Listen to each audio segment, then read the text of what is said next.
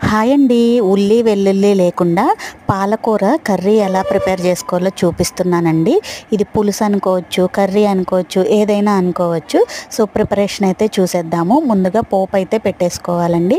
పోపు దినుసులు, కరివేపాకు, జీలకర్ర, ఆవాలు అన్నీ వేసేసుకోవాలి. ఆ తర్వాత మనం శుభ్రంగా కడిగి పెట్టినటువంటి పాలకూర ఆకులను అయితే వేసేసుకోవాలండి, ముక్కల్ని. ఆ తర్వాత అందులోనే టమాటా ముక్కలు కూడా వేసుకొని ఉప్పు పసుపు వేసి కొంచెం మూత పెట్టి మగ్గించుకోవాలండి. ఒక 5 మినిట్స్ మగ్గిన తర్వాత అందులో కొంచెం చిన్న నిమ్మకాయ సైజ్ అంతా చింతపండు పులుసునైతే యాడ్ చేసుకోవాలి. పాలకూరకి కొంచెం అదో రకమైన ఫ్లేవర్ ఉంటుంది కదా, సో చింతపండు పులుసు వేయడం వల్ల కర్రీ అయితే మంచి టేస్ట్ అయితే వస్తుందండి.